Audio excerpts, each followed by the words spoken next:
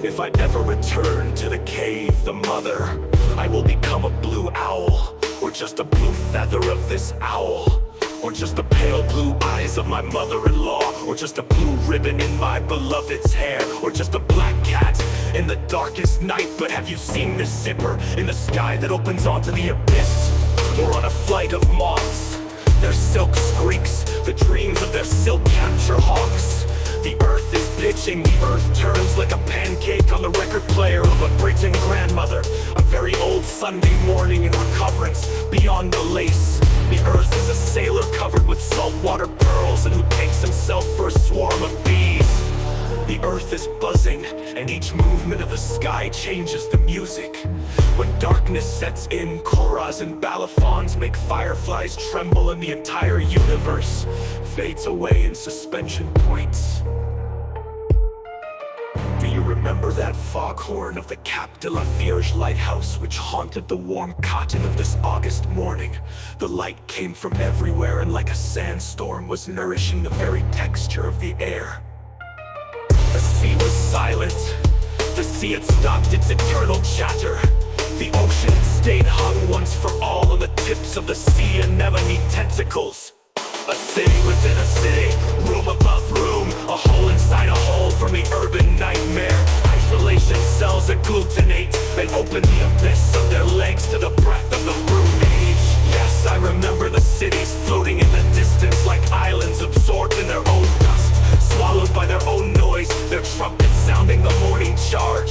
Oh yes, I remember the cities, staggering in their drunkenness and the obstinacy of their smells, scraping the gold at the bottom of their gutters, entirely populated with absences. I remember their high fortresses, their windows and their mirrors that are front too, as if it were yesterday.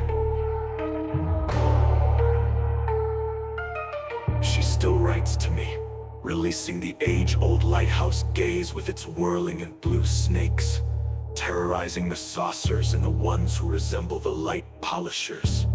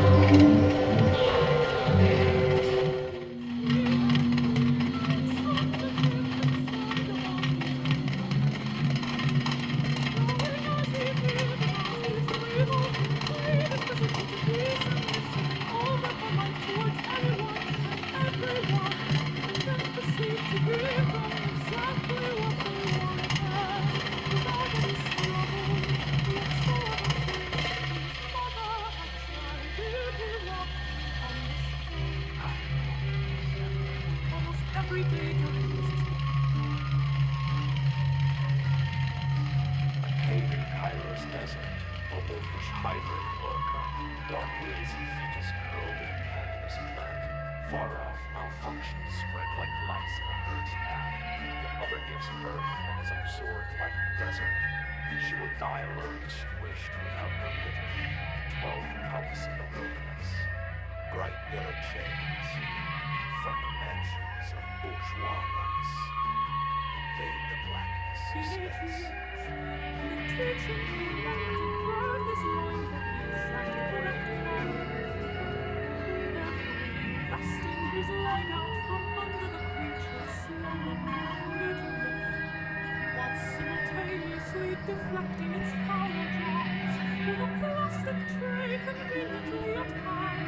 He was then able to twist sharply and successfully toss the creature stumbling back to his feet. Collected momentarily before gathering what few possessions the engine driver had about his person, rifling carefully through the breast pockets of his dirty overalls, finding only broken cola cigarettes and the remnants of love letters illustrated with dirty drawings before moving off into the corridor to find an exit.